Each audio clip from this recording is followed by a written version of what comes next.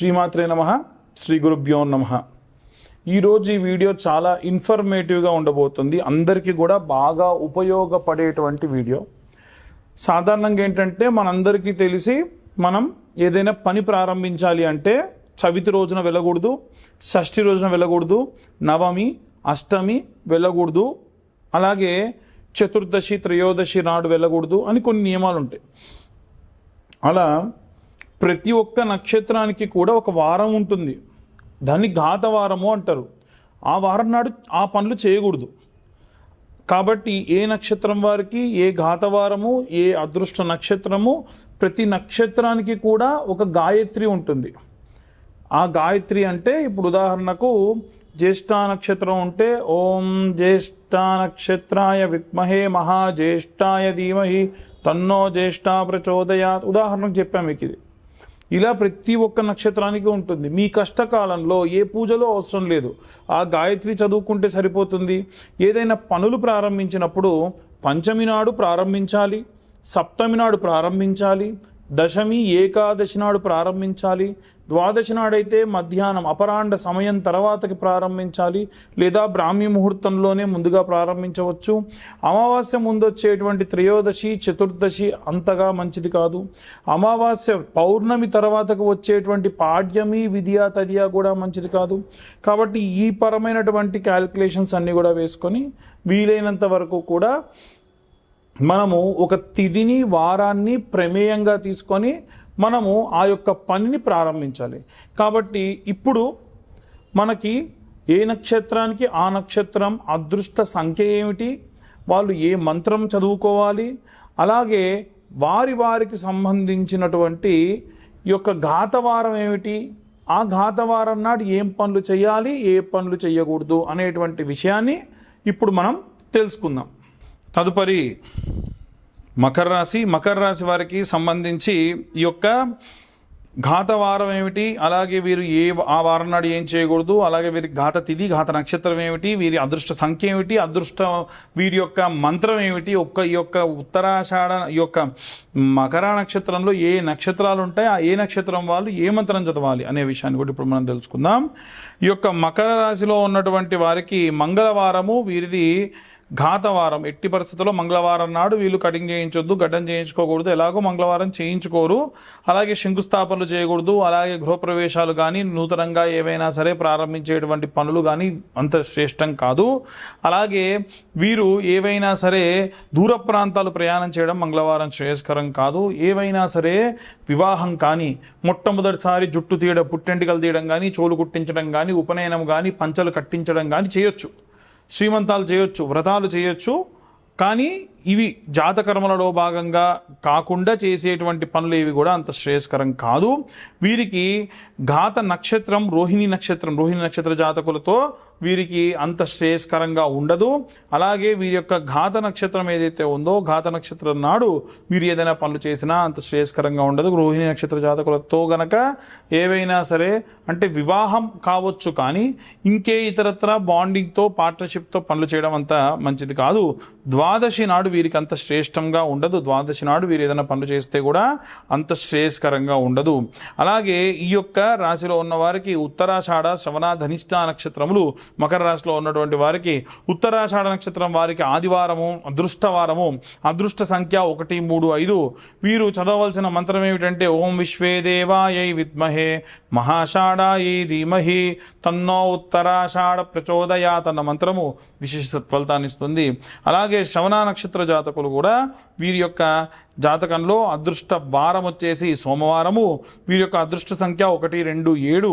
వీరు చదవవలసినటువంటి మంత్రం ఏమిటంటే ఓం మహాశ్రేష్ఠాయై విద్మహే పుణ్యశ్లోకాయ ధీమహి తన్నో శ్రవణ ప్రచోదయాత్ అన్న మంత్రం వీరికి విశేష ఫలితాన్ని ఇస్తుంది.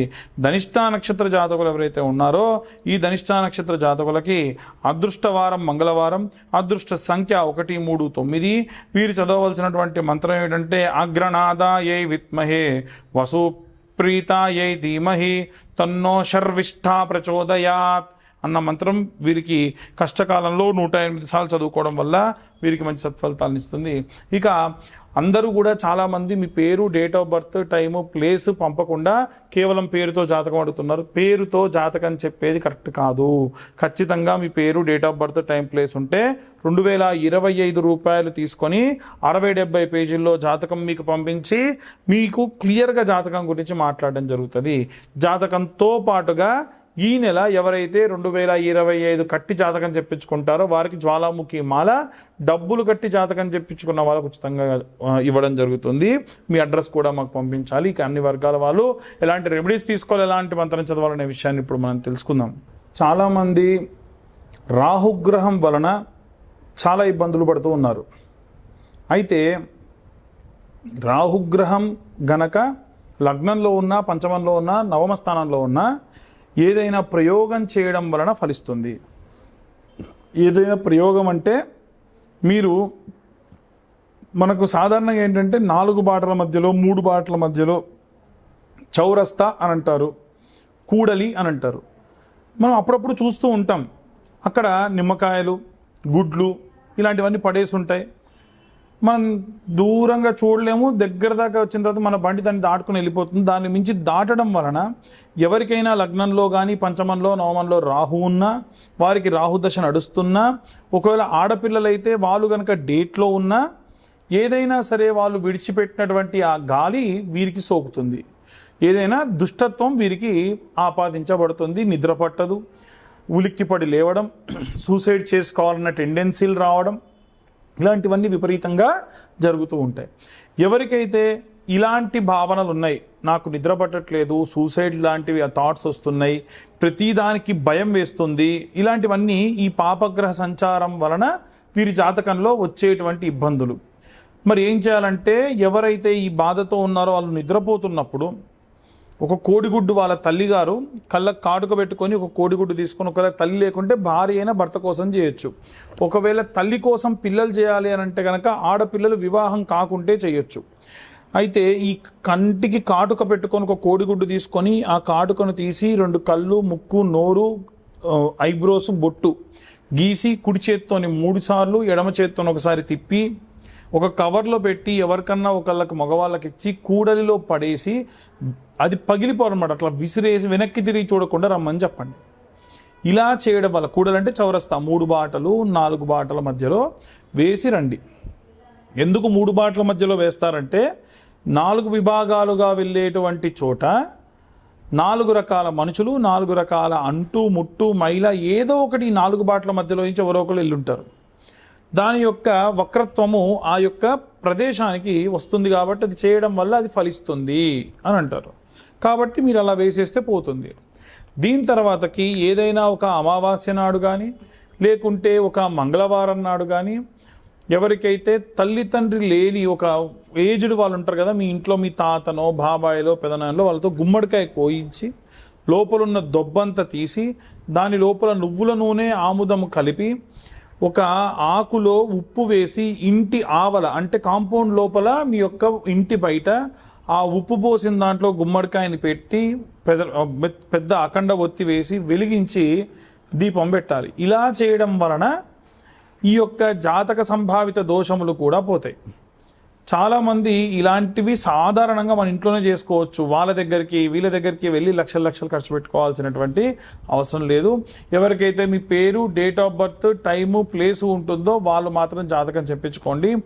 Date of birth, time, place ఉన్నటువంటి వాళ్ళు కింద ఉన్న నెంబర్ కాంటాక్ట్ చేయండి. 2025 రూపాయలు జాతకానికి తీసుకోవడం జరుగుతుంది. 60-70 పేజీల్లో జాతకం మీకు ప్రొడ్యూస్ చేయడం జరుగుతుంది. ఎవరైతే 2025 రూపాయలు చెల్లిస్తారో వారికి ఈ యొక్క జ్వాలాముఖి మాల ఉచితంగా ఇవ్వడం జరుగుతుంది. 2025 రూపాయలు చెల్లించిన వారికి మాత్రమే, అంటే జాతకం కోసము. ఇక అందరూ కూడా బాగుండాలి, అందరూ నేనుండాలని నా ఉద్దేశం ఎప్పుడు కూడా. మా ఈ వీడియో కనుక ఇన్ఫర్మేటివ్గా ఉంటే ఇంకా నలుగురికి షేర్ చేయండి. ఇబ్బందుల్లో ఉన్న వారికి ఇప్పటి వరకు మా ఛానల్ని లైక్ చేయకుంటే లైక్ చేయండి, అలాగే షేర్ చేయండి, సబ్స్క్రైబ్ చేయండి. ఈ యొక్క వీడియో గురించి చాలామంది ఫోన్లు చేసి, అంటే మన ఛానల్ కాకుండా వేరే ఛానల్ వాళ్ళు ఫోన్లు చేసి, నీ పేరేంటి, ఇది నీ ఛానలా, నీకు అంత ఉందా, నువ్వు పెట్టిన థంబ్నెయిల్ ఏంటి.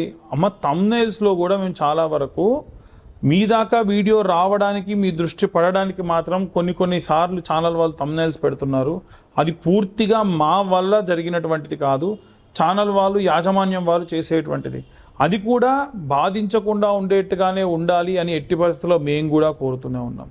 కాబట్టి అందరూ కూడా సంతోషంగా ఉండండి, జాగ్రత్తగా ఉండండి. సర్వే జనా సుఖినో భవంతు. స్వస్తి.